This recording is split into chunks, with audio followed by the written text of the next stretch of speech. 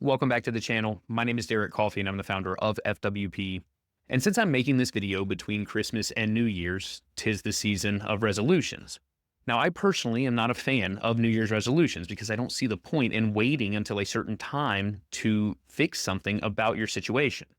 But what I do understand is that people would prefer to wait until Monday or next month or even next year to fix something that's going on in their life. Now, regardless of how you feel about resolutions, I would think it's a good idea that you would want 2025 to be better than your 2024. Now, the way that we go about doing that is setting a goal. And resolution is just a long, complicated term for the word goal. Now, when you set these goals, we want to be smart about it. Now, before you click away, I know smart is something they go over in corporate meeting rooms, but as cliche as it does work. So in this video, we're going to use the SMART framework and we're going to talk about setting goals for 2025 and how you can effectively hit those goals as you make it through the year. And then at the very end of the video, I'll give you a couple of my own. Stay tuned.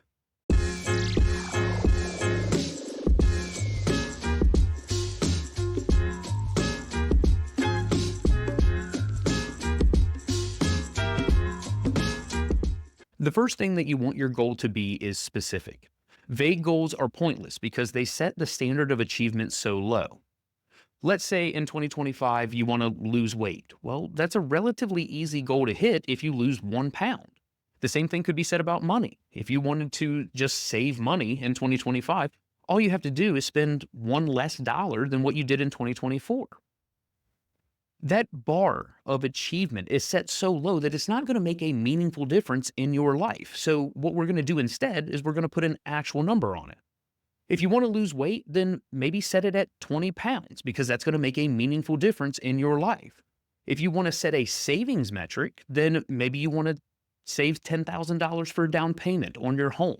Maybe you want to put $5,000 into your emergency fund by the end of the year. But having those numbers laid out, it gives you a specific target for you to work towards. And what I want you to understand is that there's a clear difference between the two. A vague goal is just an idea. A specific goal is how you actually begin building your plan. And it also gives you a target for you to aim for, and that's what makes your goals measurable. Speaking of measurable, that's the second component of setting your goals. You want your goal to be measurable in some way. Imagine you're trying to bake a cake. You're not just going to take a bunch of ingredients and throw it in a bowl and hope for the best. You're going to want to follow some type of recipe to make sure you get the desired result. Well, achieving a goal is no different. If you have measurable steps along the way, you can ensure that you're on track or off track when it comes to hitting that goal. If we take the two specific goals that we've already gone over, the $10,000 for the down payment or the $5,000 for the emergency fund, we can break those down into measurable milestones throughout the year. With a $10,000 goal, you have to set aside $833 per month. That's what's going to get you to $10,000 by the end of the year. With the $5,000 goal, it's half that. It's $416 a month. But having that laid out into something measurable is what allows you to track your progress and ultimately keep you on track. And then as you hit each of those milestones, it kind of feels like you're leveling up. It makes it more of a game.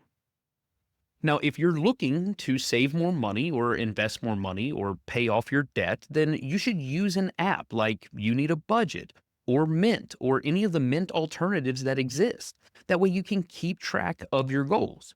Now, if you want to do it on paper, that way it's a little bit more personal, then keep a journal or use an Excel sheet. But when it comes to these goals, make sure they're measurable and keep track of them. That way you know where you stand. The third thing that we want our goals to be are achievable.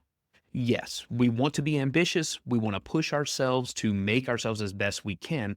But the last thing we want to do is make that goal so outlandish that we lose interest in it from the very beginning. I could sit here and tell you that I want to be able to run a marathon by the end of March, but I can assure you that I am nowhere close to being able to run a marathon by the end of March. It's just unrealistic.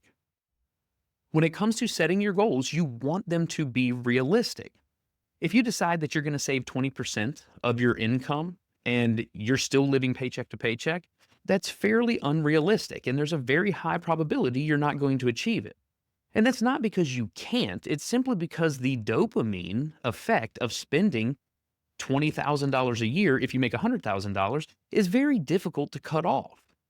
So instead, we're going to go with goals that are much more realistic. If we wanted to save that $5,000 into an emergency fund, there are simple ways to hit that goal. You could cut unnecessary expenses, or you could pick up a part-time job. It's very easy to work 10 hours a week and make $15 an hour. That's $600 a month. Once you take your taxes away, there's the $416 each month that you need to hit that $5,000 goal. Now, if you wanted that $10,000 for the down payment on your house, getting to that $833 a month may take a little bit more than just part-time work. You may also need to cut those unnecessary expenses as well. But with those goals being realistic and actually achievable, you can see the path to getting there and it not being too much of a strain on you. The next thing that we need our goals to be are relevant. We need the goal to mean something to us. When you sit down and decide that you want to make a certain aspect of your life better, you need to ask yourself, why am I doing this? What is the purpose of achieving this goal? If it's health related, it may be because you want to feel better or you want to live longer. If it's finance related, it's maybe because you're tired of the financial stress that you've been dealing with. But either way, when you set your goal, make sure that it is relevant to you and that it actually means something to you. If you're looking to buy a home, saving up $10,000 for that down payment is relevant. It means something to you. If you want to sleep better at night because you have some money saved in the bank, then setting that $5,000 aside in an emergency fund is relevant. It means something to you. Both of those goals are going to benefit you later on in life.